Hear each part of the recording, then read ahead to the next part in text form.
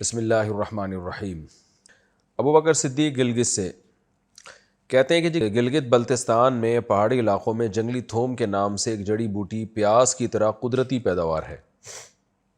لوگ اس جنگلی تھوم سے کروڑوں روپیہ کماتے ہیں۔ اس کی زکوٰۃ 1000 روپے کی کتنی نکلے گی اور چلغوزے کا کیا حساب ہے؟ دیکھیں، یہ جڑی بوٹی چونکہ قدرتی پیداوار ہے نا، لہذا اس پہ عشر نہیں ہے۔ ہاں، کوئی اس کو بیچ کے پیسے کماتا ہے تو ان پیسوں پہ زکوٰۃ ہے۔ تو پیسوں پہ زکوٰۃ 100 روپے پہ 2.5 روپے، تو اسی سے یعنی 2.5% زکوٰۃ ہوتی ہے۔ باقی چلغوزہ اگر خود اگایا ہے اس کا درخت اور اس سے فائدہ اٹھانے کے لیے، تو پھر اس کا وہی حکم ہے جو عام پیداوار کا حکم ہے کہ اگر وہ سال کے زیادہ تر حصہ بارش کے پانی سے سیراب ہوتا ہے تو پھر عشر نکالنا پڑے گا، یعنی 10واں حصہ۔ اور اگر خود سال کے زیادہ تر حصے میں اپنے پانی سے سیراب کرتے ہیں تو پھر اس کا جو ہے اس میں نصف عشر یعنی 20واں حصہ نکالنا پڑے گا۔ چاہیں تو قیمت دے دیں، چاہیں تو جتنا چلغوزہ آتا ہے اس کا 20واں حصہ دے دیں۔ پاکستان سے کسی نے پوچھا ہے فلسطین کو امداد کیسے پہنچائیں؟ مفتی صاحب نے اپنے بیان میں ایک تنظیم کا ذکر کیا تھا جس میں مفتی صاحب کے کچھ شاگرد بھی ہیں۔ کیا یہ تنظیم ابھی بھی فلسطین میں کام کر رہی ہے؟ اگر ہاں تو برائے مہربانی اس تنظیم سے رابطہ کیسے ہو سکتا ہے؟ مزید یہ بھی بتا دیجئے کہ ان کے ساتھ تعاون کیسے کریں اگر تعاون کرنے والا انڈیا یا گلف کنٹری میں ہو۔ یہ ہے جی پاک ایڈ ویلفیئر ٹرسٹ، گوگل پہ آپ سرچ کریں گے تو ان کا نمبر آ جائے گا، پاک ایڈ ویلفیئر ٹرسٹ۔ تو ان سے رابطہ کریں آپ تو انشاءاللہ ان کا نمبر آپ کو مل جائے گا، گوگل پہ آپ سرچ کر سکتے ہیں۔ یہ بہت اچھا کام کر رہے ہیں، بہت ریلائبل لوگ ہیں اس میں۔ یہ وہی ہیں جن کے ساتھ میں ترکی گیا تھا وہاں زلزلہ زدگان کی مدد کرنے کے لیے، اور اندرون سندھ بھی میں گیا تھا وہاں سیلاب زدگان کی مدد کرنے کے لیے۔ تو کیونکہ ایسا نہ ہو کوئی دھوکے سے اس نام سے کوئی دھوکے باز آدمی نہ کہیں کچھ کر آپ کو دھوکہ دے دے، اس لیے میں نے بتا دیا۔ پاکستان سے کسی نے پوچھا اگر چھالیا یا سپاری پر آدمی یا عورت کی تصویر ہو اور جیب میں ہو تو نماز کا کیا حکم ہے؟ تصویر جب جیب میں ہوتی ہے نا تو چھپی ہوئی ہوتی ہے تو نماز ہو جاتی ہے۔ احمد خان کراچی سے میرا ایک جگہ رشتہ ہو گیا ہے لیکن مجھے وہ لڑکی پسند نہیں، اس کا ویٹ بہت زیادہ ہے اور بار بار بولنے کے باوجود بھی اس نے کم نہیں کیا۔ اب میرا اس سے شادی کرنے کا دل نہیں کر رہا، اگلے مہینے شادی ہے اور میں کسی کا دل بھی نہیں دکھانا چاہتا۔ میں بہت کنفیوزڈ ہو گیا ہوں، راتوں کی نیندیں اڑ گئی ہیں۔ بھائی اگر اتنی ٹینشن ہو گئی ہے تو پھر آپ رشتے کا انکار کر دیں، صاف لفظوں میں منع کر دیں، بعد میں بڑے مسائل کھڑے ہوتے ہیں اس سے۔ تو اس میں ایسا نہ ہو لڑکی کو دھوکہ دیں، آپ شادی کریں پھر بعد میں بولیں کہ تمہارا ویٹ بہت زیادہ ہے اور میں یوں اور فلانا، جس سے لڑکیاں بھی ڈسٹرب ہوتی ہیں، آپ بھی ڈسٹرب ہو گئے۔ تو اگر بہت بالکل ہی آپ کی نیندیں اڑ گئی ہیں، اس طرح کا حال ہو گیا تو فوراً صاف لفظوں میں منع کر دیں۔ میں مشورہ تو یہ دوں گا کر لیں شادی، کسی کا ویٹ کم ہوتا ہے کسی کا زیادہ ہوتا ہے، زندگی اسی طرح گزاری جاتی ہے۔ ہو سکتا ہے لو ویٹ والی آپ کو ملے تو اس میں کوئی اور خرابی ہو، اس خرابی کو دور کرنے کے لیے آپ کو بہت ویٹ کرنا پڑے، اس دوران اس کا ویٹ بڑھ چکا ہو، وہ خرابی دور ہوئی تو پتہ چلا اس کا ویٹ بڑھ گیا۔ تو لیکن اگر بالکل ہی معاملہ برداشت سے باہر ہے تو پھر اس کو لٹکائیں نہیں، ابھی سے ہی منع کر دیں اگر کرنا ہے تو۔ پاکستان سے کسی نے پوچھا کیا ہم اپنے بالوں کی لمبائی تھوڑی سی چھوٹی کر سکتے ہیں جب بال گر رہے ہوں یا زیادہ خراب ہو رہے ہوں؟ جی تھوڑی سی چھوٹی کر سکتے ہیں۔ انڈیا سے کسی نے پوچھا میرے شوہر پہلے سے شادی شدہ تھے مگر ان کے گھر والوں کو بھی معلوم نہیں تھا کہ انہوں نے سے پہلے شادی کی ہوئی ہے، انہوں نے مجھ سے شادی کرتے وقت بھی پہلی شادی کا نہیں بتایا تھا، اب وہ مجھ سے معافیاں مانگتے ہیں، کہتے ہیں کہ تمہارے ساتھ رہوں گا اور اسے چھوڑوں گا۔ اس کے علاوہ بھی ان کے خواتین سے تعلقات رہ چکے ہیں، انہوں نے اپنی عمر بھی غلط بتائی تھی اور کاروبار پڑھائی لکھائی سب جھوٹ بتایا تھا۔ اب مجھے کیا کرنا چاہیے؟ انہیں معاف کر کے زندگی گزارنی چاہیے یا پھر انہیں چھوڑ دینا چاہیے؟ مجھے اسلامی طریقہ بتائیں۔ اسلام میں آپ کو اجازت ہے ان سے خلا مانگ لیں، دھوکہ دیا ہے انہوں نے آپ کو، خاص طور پر یہ بڑا دھوکہ ہے۔ عمر تو چلو چھپا لی تو دیکھ کے پتہ چل جاتا ہے نا کتنی عمر ہے، لیکن یہ جو دھوکہ ہے نا کہ پہلی شادی کی ہوئی ہے اور آپ کو بتایا نہیں اس شادی کا، یہ زیادہ بڑا دھوکہ ہے۔ تو اب آپ کی مرضی ہے، آپ کو اگر وہ مناسب لگ رہے ہیں تو رہیں ان کے ساتھ، اور آپ کو لگے گا کہ دھوکے بازی ہیں اور دھوکہ ہی دیتے رہیں گے اور حقوق بیسک ادا نہیں کریں گے تو آپ علیحدگی کا مطالبہ کر لیں۔ اب یہ فیصلہ آپ نے خود کرنا ہے کہ رہنا ہے کہ نہیں رہنا۔ ہمیشہ بڑی مصیبت سے بچنے کے لیے چھوٹی مصیبت کو اختیار کیا جاتا ہے۔ علیحدگی میں بھی مسائل ہیں، رہنے میں بھی مسائل ہیں. تو اب آپ نے یہ خود فیصلہ کرنا ہے کہ علیحدگی کی صورت میں زیادہ مسائل کھڑے ہوں گے یا رہنے کی صورت میں. بعض دفعہ علیحدگی لے لی، پتہ چلا دوبارہ کوئی رشتہ ہی نہیں آ رہا زیادہ مناسب اچھا رشتہ. تو یہ فیصلہ آپ نے خود کرنا ہے، لیکن جو فیصلہ کریں پھر اس پہ ڈٹ جائیں. اگر علیحدگی کا فیصلہ ہے تو بھئی علیحدگی ہی چاہیے، اور اگر رہنے کا فیصلہ ہے تو پھر اب شوہر کی ساری غلطیوں کو بھلا کے پھر اس کے ساتھ رہیں، ان کو معاف کرنے کے بعد رہیں پھر شوہر کے ساتھ. کیونکہ ایسا نہ ہو کہ پھر آپ ٹارچر کرتی رہیں، تم نے یہ کیا تھا. بھئی اب یہی کیا تھا جو کرنا تھا تو اب ہو گیا نا. اب رہنا ہے تو شوہر بنا کے رکھو اس کو، پرانی کی غلطیوں کو معاف کرو. اگر معاف نہیں کرنا تو پھر علیحدگی لیں. درمیان والا معاملہ، لٹکنے والا معاملہ جو ہے یہ صحیح نہیں ہے. امریکہ سے کسی نے پوچھا ہے، میرے دل میں خیال آیا کہ جب مستورات کی جماعت نکل سکتی ہے اور گھروں سے مستورات تعلیم کرنے کے لیے دوسرے کے مکان میں جا سکتی ہیں تو مسجد میں نماز پڑھنے کے لیے کیوں نہیں آ سکتی؟ جمعہ کی نماز کے بارے میں بھی بتائیں کہ اسکول کے بعد پڑھنی چاہیے یا بیچ میں؟ اسکول کے بعد پڑھنی چاہیے یا بیچ میں؟ بیچ میں کم لوگ ہوتے ہیں. مسجد میں خواتین کی جماعت سے متعلق تو میں بہت دفعہ کلپ ریکارڈ کروا چکا ہوں، اس کو دوبارہ ریپیٹ کرنے کی ضرورت نہیں ہے. البتہ یہ جو آپ نے قیاس کیا ہے نا خواتین کے تبلیغی جماعت میں نکلنے پر، یہ قیاس اس لیے درست نہیں ہے کہ تبلیغ میں جب خواتین نکلتی ہیں تو بہت شدید نگرانی ہوتی ہے، ان کی بہت سخت پردہ ہوتا ہے. جبکہ مسجدوں میں جو خواتین آتی ہیں نا تو ان کے بے پردگی، ان کو کنٹرول کرنا ممکن ہی نہیں ہے. وہ تو حالات سب کے سامنے. آپ کراچی میں دیکھ لیں جن مسجدوں میں خواتین نماز پڑھنے کے لیے کھلی اجازت ہے، وہاں میک اپ خوشبو لگا کے بھی آ رہی ہیں، پردے کا پورا انتظام نہیں ہوتا. تو حضرت عائشہ رضی اللہ تعالی عنہ فرماتی ہیں، صحیح بخاری کی حدیث ہے کہ لو کان النبی رأى ما رأينا لمنع نساءنا كما منعت نساء بنی اسرائیل. اگر نبی صلی اللہ علیہ وسلم ہمارے زمانے کی خواتین کو دیکھ لیتے نا تو خواتین کو مسجد میں آنے سے روک دیتے. تو اس دور کے خواتین کی بات کر رہی ہیں، آج تو بالکل ہی معاملہ عجیب ہو چکا ہے. لیکن بہرحال اس بارے میں میری جو رائے تھی وہ میں نے ریکارڈ کروا دی ہے. باقی آپ ریلائبل مفتیوں سے ہی فتویٰ لیں. یہ ریلائبل سے مراد یہ کہ ہم بھی ریلائبل ہی ہیں، لیکن جو بڑے سینئر مفتی حضرات ہیں ان کے مقابلے میں تو ہم بہت چھوٹے ہیں، تو پراپر اس پہ عمل کریں آپ. باقی یہ کہ مستورات کی جماعت کا مسئلہ میں نے بتا دیا کہ مستورات کی جماعت میں بہت شدید پردے کی نگرانی ہوتی ہے، بہت زیادہ سختی ہوتی ہے. تو مسجدوں میں ایسا ہوتا نہیں ہے. خواتین کو کنٹرول کرنا اس زمانے میں عمومی سطح پہ کہ وہ ان پابندیوں کے ساتھ مسجد میں آئیں جن پابندیوں کے ساتھ نبی نے اجازت دی ہے.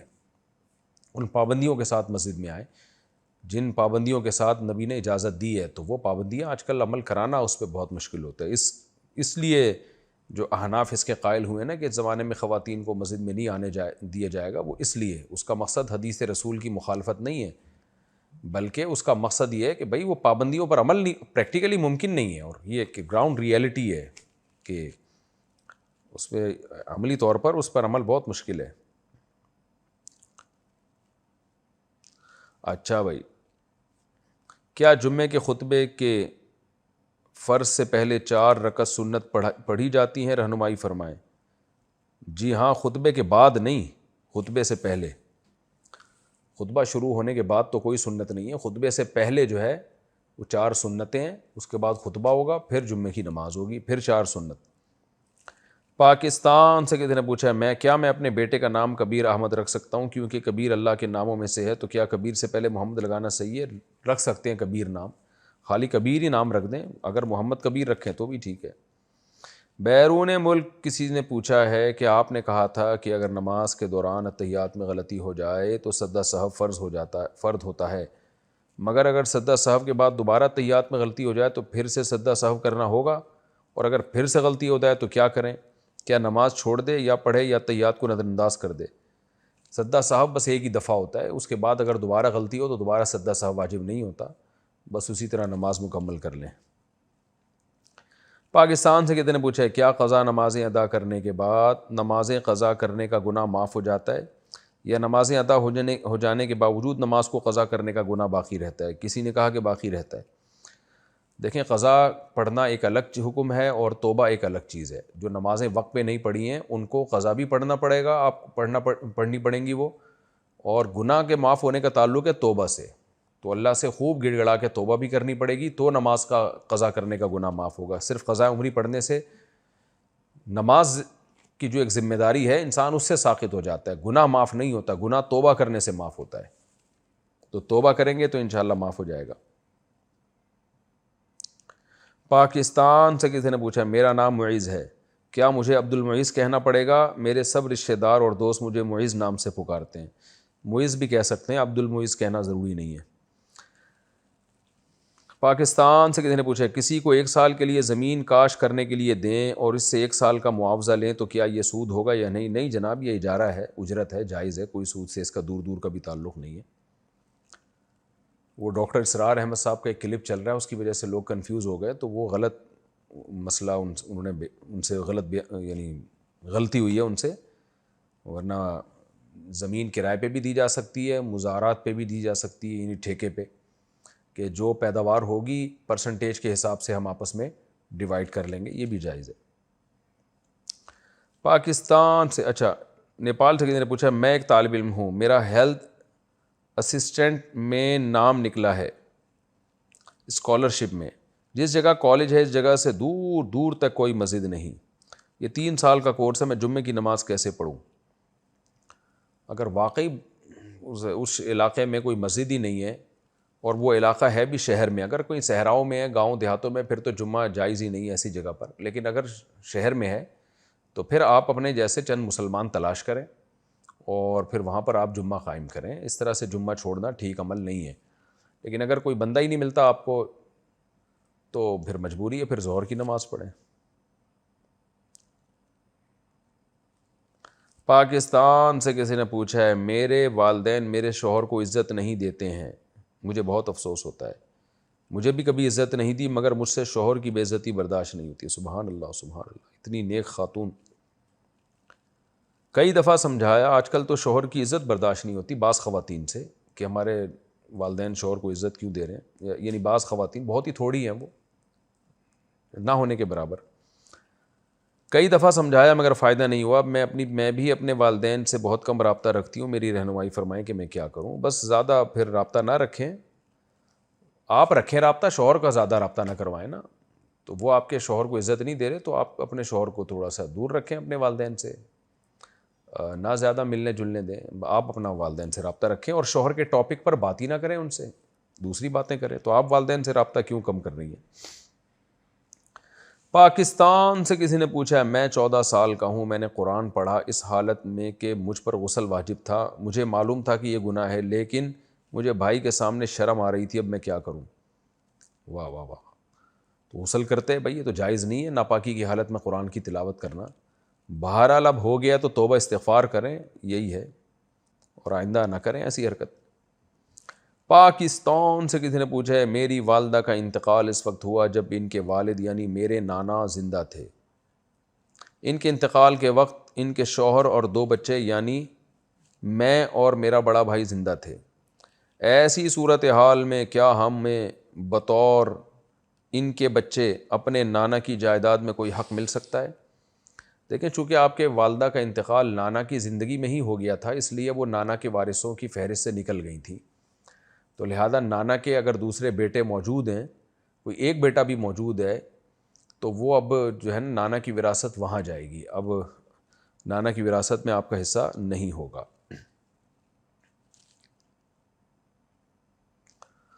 عبدل صاحب انڈیا سے, میری شادی 1 سال کے اندر ہونے والی ہے اور میرے والد صاحب چاہتے ہیں کہ شادی کا خرچہ میں کروں, لیکن مجھے کماتے ہوئے 1 سال بھی نہیں ہوا ہے اور میں اتنا بھی نہیں کماتا ہوں کہ میں اپنے خرچے پر پوری شادی کر سکوں. اچھا, تو ابا کو بتا دیں ابا پیسے نہیں ہیں, میں کیسے شادی کروں؟ بتا دیں. یہ تو آپ کا ابا کا آپ کا مسئلہ ہے, میرا مسئلہ تو نہیں ہے نا بھائی صاحب. یہ تو ابا سے کہہ دیں ابا تھوڑا سا میرے ساتھ تعاون کر لیں شادی پہ, میرے اتنا خرچہ ہے, شادی پہ خرچہ زیادہ آ رہا ہے. لڑکی والوں کو بھی سمجھائیں سادگی سے شادی کرو بھائی.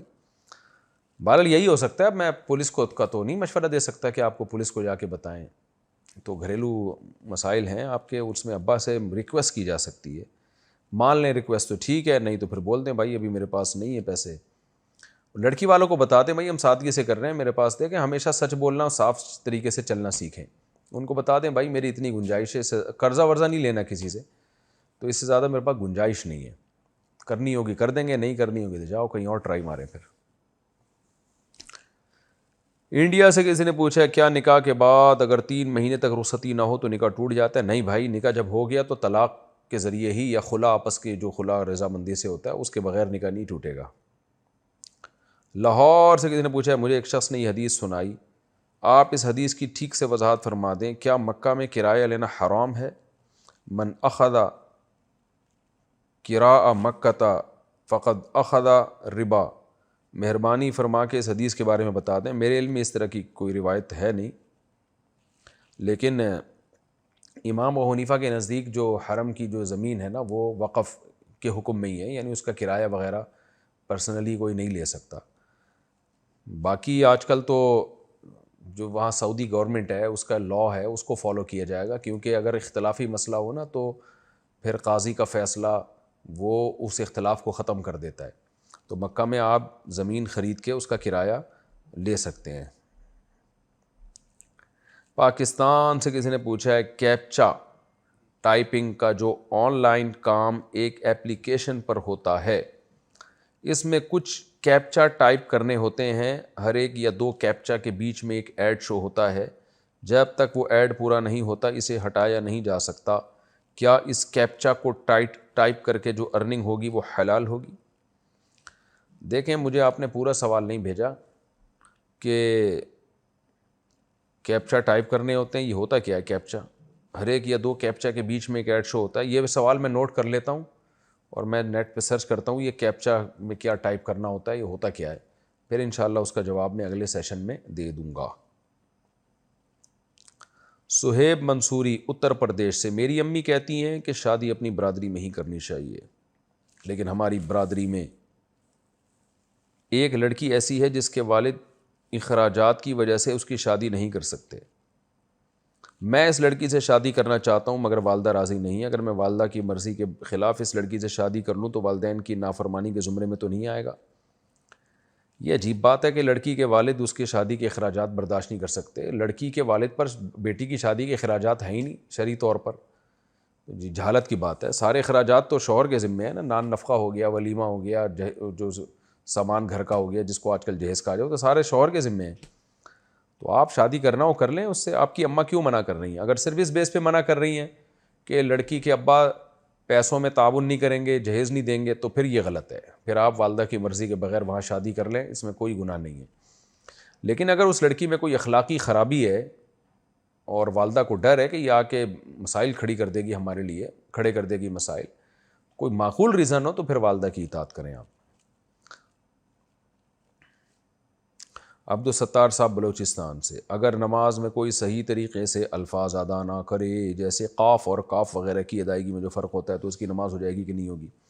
جو قاف اور کاف میں فرق کر سکتا ہے پھر بھی نہ کرے تو پھر تو اس کی نماز نہیں ہوگی. لیکن جو فرق ہی نہیں کر سکتا، ہر آدمی تجوید میں ماہر نہیں ہوتا، تو اس طرح کے الفاظ جن کی پروناؤنسیشن تقریباً ایک جیسی ہوتی ہے، پروننسیشن ایک جیسی ہوتی ہے، تو اس میں اگر عامی آدمی جس کو زیادہ تجوید میں مہارت نہیں، اس سے غلطی ہو جائے تو نماز ادا ہو جاتی ہے. لیکن بہرحال اس پر واجب ہے کہ وہ قراءت سیکھے، قاف اور کاف میں فرق کرنا سیکھے. وہ انڈیا سے کسی نے پوچھا جب بھی اللہ کے قریب ہونا چاہتا ہوں تو کوئی نہ کوئی گناہ مجھے اپنی طرف کھینچ لیتا ہے، رہنمائی فرمائیں. اس کا مطلب آپ قریب ہونا چاہتے ہی نہیں ہیں. قریب ہونے کا مطلب ہی یہ ہوتا ہے گناہ جب کھینچے تو گناہ کی طرف نہ جائیں. تو اب پھر بھی اگر گناہ ہو جاتا ہے توبہ استغفار کریں، نماز روزے میں لگے رہیں، تسبیحات ذکر میں لگے رہیں، تو انشاءاللہ ایک دن گناہ چھوٹ جائے گا. مایوس نہ ہو، اور جب کوئی گناہ ہو اپنے اوپر کوئی سزا متعین کریں. پاکستان سے کسی نے پوچھا تھا آپ نے کہا تھا کہ لوڈو کھیل سکتے ہیں اگر جوا نہ ہو تو، لیکن نبی کریم صلی اللہ علیہ وسلم کی حدیث ہے کہ جو شخص نرد شیر ڈائس کے ساتھ کھیلے گویا اس نے اپنے ہاتھ خنزیر کے گوشت اور خون میں ڈالا. اس پر میرے ایک دوست کے ساتھ میری بحث ہوئی اور میں اس کو آج تک اس کا جواب نہ دے سکا. برائے مہربانی رہنمائی فرمائیں. دیکھیں شطرنج جو جہاں تک ہماری معلومات ہے شطرنج کی طرح کا ایک کھیل ہے نرد شیر. تو اب اس کھیل میں جو ہے نا دماغ لگتا ہے انسان کا، اور کھیل کا بنیادی مقصد ہوتا ہے کہ جسم کو تھکایا جائے تاکہ دماغ ریلیکس ہو. تو شطرنج وہ کھیل ہے کہ جس میں دماغ ہی کو تھکا دیا جاتا ہے, تو آگے دماغ کسی اور مفید کام کے قابل نہیں رہتا. تو اس لیے اس عمل کو ناجائز قرار دیا گیا ہے. تو لوڈو میں تو دماغ نہیں لگتا, اس میں تو جو چھکا آ گیا چوکا آ گیا آپ کے اس پہ تھوڑی ہے وہ. تو اس لیے لوڈو کو اس پہ قیاس کرنا ٹھیک نہیں. ہاں جوئے کے ساتھ اگر کوئی لوڈو کھیلتا ہے یا ہر وقت لوڈو ہی کھیلتا رہتا ہے, اس سے شریعت کے حکام ضائع ہو رہے ہیں, تو پھر ناجائز ہوگا اس کے لیے. اور شطرنج بھی اس کے لیے ناجائز ہے کہ جس کو شطرنج کا کوئی فائدہ نہ ہو. اب جو فوج میں کمانڈر جیسے لوگ ہوتے ہیں جن کو دشمن کی چالیں سمجھنے کے لیے دماغ کو تیز کرنا ہو, اور کیونکہ شطرنج ایک ایسا کھیل ہے نا جس سے آپ کو جو ہے بہت ہی دماغ اس میں لگتا ہے, چالیں سیکھنے کو ملتی ہیں اس میں, تو ایسے لوگوں کے لیے شطرنج کھیلنے کی امام شافعی رحمہ اللہ تعالیٰ کی رائے کے مطابق گنجائش ہے. تو لیکن نارملی لوگوں جو عام لوگ ہوتے ہیں ان کے لیے شطرنج کھیلنا بھی جائز نہیں ہے. اس کی وجہ یہی ہے کہ دماغ کو تھکا دیا جاتا ہے غیر ضروری کاموں میں, اور پھر جبکہ کھیل کا مقصد دماغی تفریح ہوتی ہے.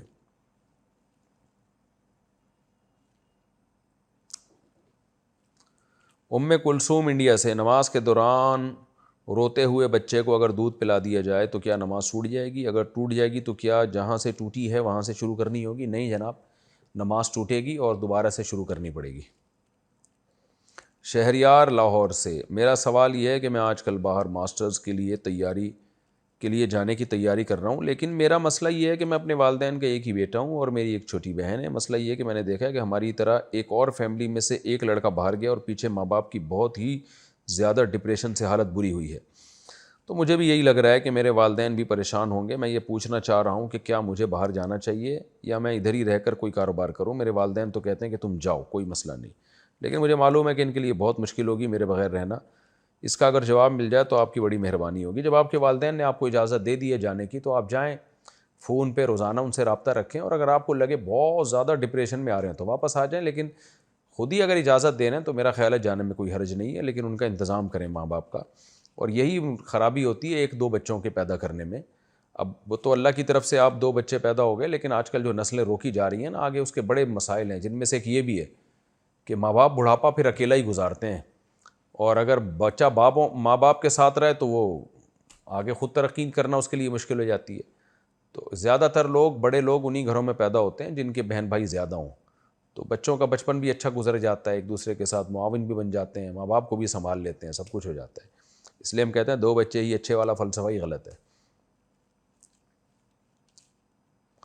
صبغت اللہ صاحب انڈیا سے, میں مرشنٹ نیوی میں کام کرتا ہوں, 9 مہینے شپ میں رہتا ہوں, کبھی ایک ملک کبھی دوسرے ملک. تو کیا شپ میں مجھے نماز قصر یعنی 2 رکعت ہی پڑھنی ہوگی؟ اسی طرح کیا روزے بھی سفر کی وجہ سے چھوڑے جا سکتے ہیں اگر بعد میں گھر آ کے رکھ لیے جائیں؟ جی ایسا صحیح ہے, آپ کر سکتے ہیں, یہ شپ میں نماز پڑھ سکتے ہیں. 2 رکعتیں ظاہر ہے سفر میں 2 رکعتیں ہی پڑھیں گے آپ, اور مغرب اور وطر 3 پورے پڑھیں گے. اور اگر بالکل سکون اور اطمینان کی حالت میں ہوں تو پھر سنت موقدہ بھی نہیں چھوڑی جائیں گی, اور اگر سکون اطمینان کی حالت میں نہیں ہے, ٹریولنگ میں ہے, جلد بازی ہے, تو پھر سنت موقدہ بھی چھوڑ سکتے ہیں. البتہ فجر کی سنت لازمی پڑھیں ہر صورت میں. باقی روزے بھی چھوڑنا جائز ہے رمضان کے, لیکن رمضان کے روزوں کا حکم یہ ہے کہ اگر سفر میں سہولت کے ساتھ روزے رکھ سکتے ہیں تو روزہ رکھنا رمضان کا افضل ہے, رمضان کی فضیلت حاصل ہوگی. اور اگر سفر میں روزہ رکھنے میں مشکل ہو رہی ہے, آپ کو ٹینشن ہو رہی ہے, تو پھر روزہ چھوڑنا افضل ہے, پھر گھر آ کے رکھیں. تو روزے کا تعلق اس سے ہے کہ سفر میں آسانی ہے تو روزہ رکھنا افضل ہے تاکہ رمضان کی فضیلت حاصل ہو. انڈیا سے کسی نے پوچھا, یہاں انڈیا میں اسلامک بینکنگ نہیں ہے, زیادہ تر مفتیان کرام کہتے ہیں کہ ہم دارالحرب میں رہتے ہیں, لہذا ہمارے لیے گنجائش ہے, تاہم میرا ایک دوست کا کہنا ہے کہ حرام ہر حال میں حرام ہی ہوتا ہے. جی ہاں جناب, آپ کے دوست کا کہنا ٹھیک ہے, لیکن ضرورت کے وقت آپ سودی بینک میں اکاؤنٹ کھول سکتے ہیں, مگر سود جو آپ کو ملے گا تو اس کو بینک سے نکال کے ثواب کی نیت کے بغیر صدقہ کریں.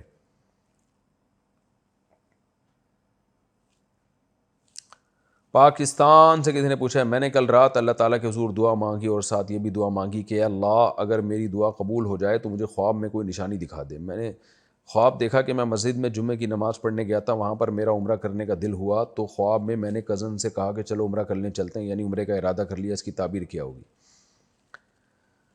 دیکھیں خواب میں اگر آ بھی جائے نا کہ دعا قبول ہو گئی ہے تو یہ اس کی لازمی علامت نہیں ہے کہ قبول ہو گئی، ایک اچھا نیک گمان رکھا جا سکتا ہے۔ باقی آپ کا عمرہ کرنے کا دل کر رہا تھا، خواب میں آئے، تو ایسے بہت سے لوگ ہیں جن کو خواب میں آئے 4 شادیاں کرنے جا رہا ہوں اور صبح اٹھ کے جب کی ہیں تو ہڈی پسلی ایک ہو گئی ان کی۔ تو اس لیے گراؤنڈ ریئلٹی کو زیادہ آپ فوکس کریں کہ اگر عمرے کے اسباب ہیں تو کر لیں، نہیں ہیں تو نہیں کریں۔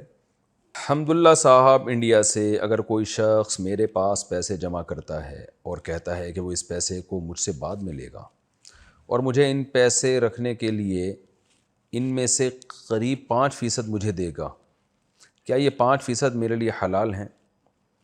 دیکھیں امانت رکھنے کے آپ کو پیسے دے سکتا ہے، وہ متعین اماؤنٹ دے، ان کو ان پیسوں کے 5% کے ساتھ خاص نہ کرے۔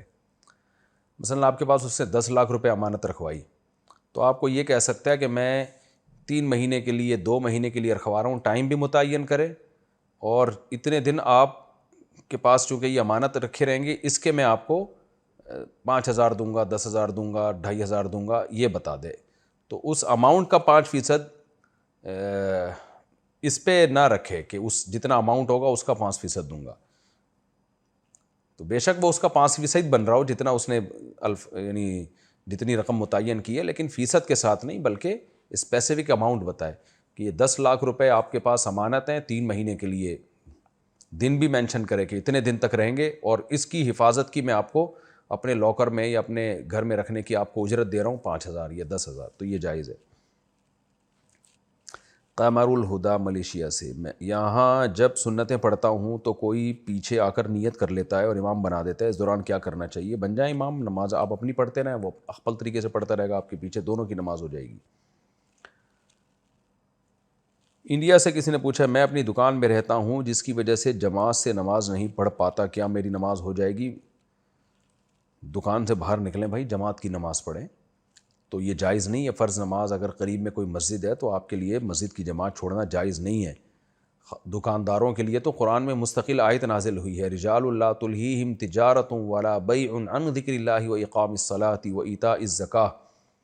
اللہ نے مسجدوں کے بارے میں فرمایا کہ یہ جو مسجدیں ہیں ان میں ایسے نیک مبارک لوگ ہیں جن کو تجارت جو ہے خرید و فروخت اور خریداری نماز سے غافل نہیں کرتی ہے، وہ مسجدوں میں آتے ہیں، تو اس لیے آپ کو چاہیے کہ آپ اپنی دکان کو بند کریں نماز کے ٹائم پہ اور مسجد میں جا کے جماعت سے نماز پڑھیں، اور مسجد اگر دور ہو تو وہیں جماعت کا کوئی اہتمام کریں۔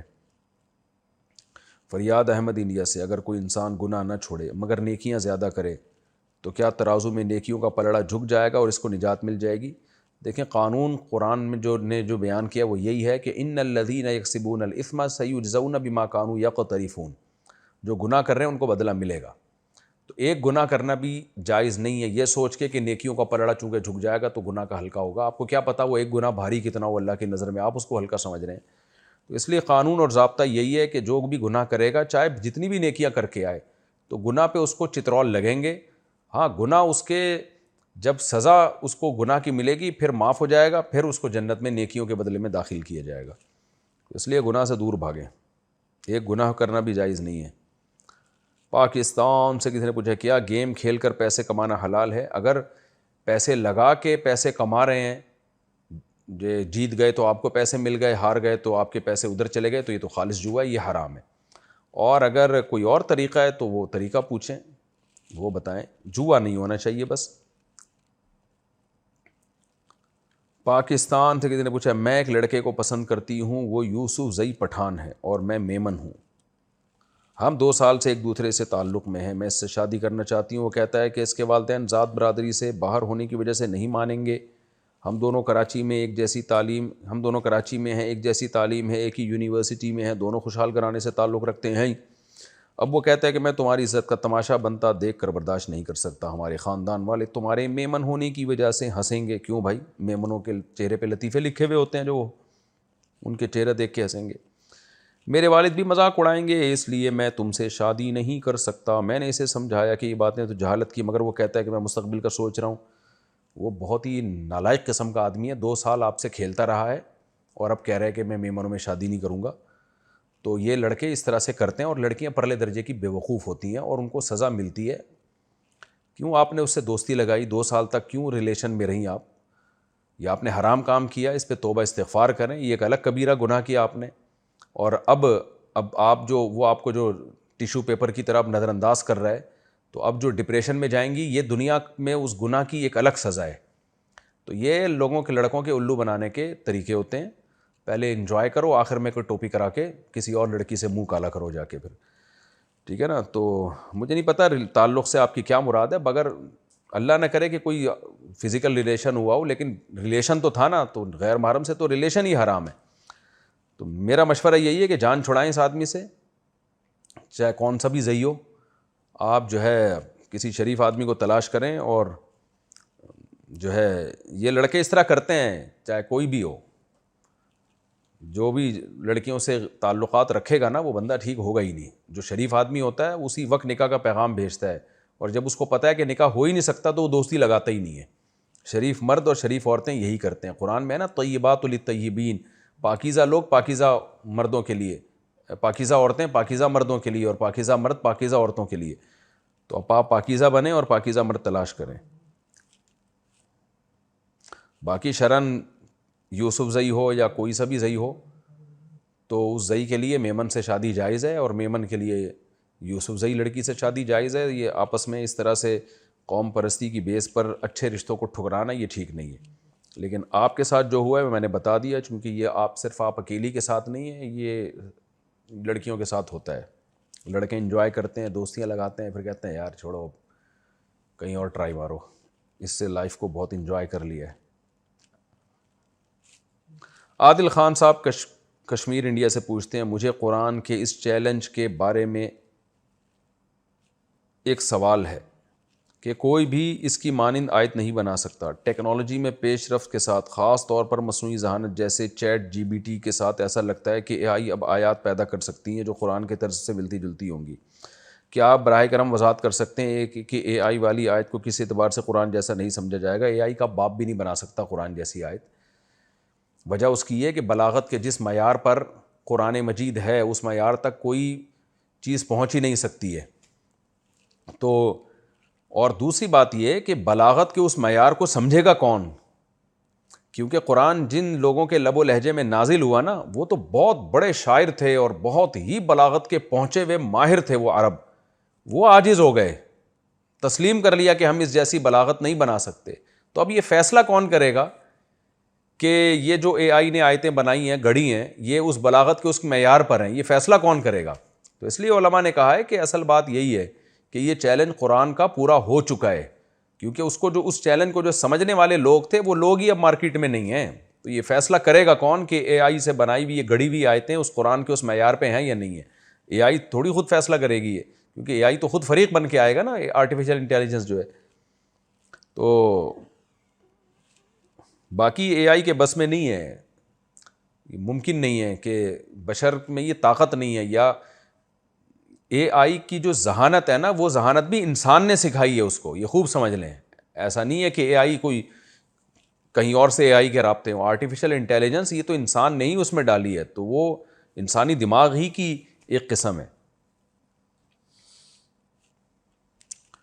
داؤ صاحب کراچی سے، میں ایک کمپنی میں کام کرتا ہوں، میری تنخواہ 14,000 ہے، ٹائمنگ 9 گھنٹے ہے، لیکن کبھی کبھار 10 کبھی کبھار 11 گھنٹے بن جاتے ہیں.